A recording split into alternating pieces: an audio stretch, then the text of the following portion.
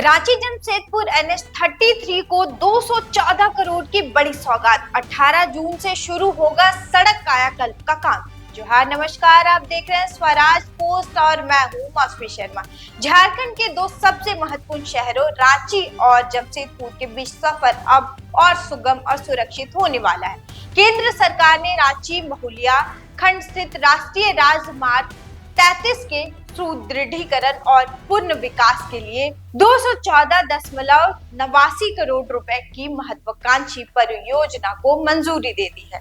करीब 126.5 किलोमीटर लंबे इस मार्ग पर सड़क की नई परत बिछाने के साथ साथ कई तकनीकी की सुधार होने वाली है। इस परियोजना का भूमि पूजन 18 जून को होगा, जिसके बाद निर्माण कार्य शुरू कर दिया जाएगा। रांची महुलिया खंड झारखंड की राजधानी रांची को औद्योगिक नगरी जमशेदपुर से जोड़ने वाला सबसे व्यस्त और महत्वपूर्ण कॉरिडोर माना जाता है। इस सड़क पर प्रतिदिन हजारों यात्री वाहन, बसें, ट्रक और खनिज परिवहन में लगे भारी वाहन गुजरते हैं। लगातार बढ़ते यातायात दबाव, भारी वाहनों की आवाजाही और मानसून के दौरान जल भराव के कारण सड़क कई स्थानों पर क्षतिग्रस्त हो चुकी है, जिससे यात्रियों को परेशानी का सामना करना पड़ रहा है। नई परियोजना के तहत सड़क खराब हो चुकी बिटुमिनस सतह को मिलिंग मशीन से हटाया जाएगा। इसके बाद आवश्यक सुदृढ़ीकरण कार्य करते हुए डेंस बिटुमिनस, मेकाडम, BDM और बिटुमिनस कंक्रीट BC की नई परत बिछाई जाएगी। इससे सड़क की मजबूती बढ़ेगी, गड्ढों और उबड़-खाबड़ हिस्सों से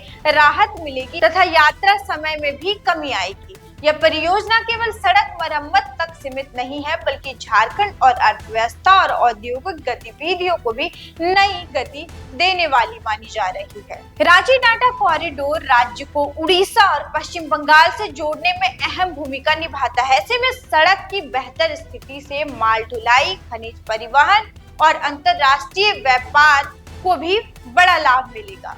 इस कार्य की जिम्मेदारी मथुरा की messrs SRST infra private limited को 2 पैकेजों में सौंपी गई है। निर्माण कार्य भारतीय सड़क कांग्रेस IRC के मानकों और निर्धारित गुणवत्ता नियंत्रण प्रक्रियाओं के अनुरूप किया जाएगा।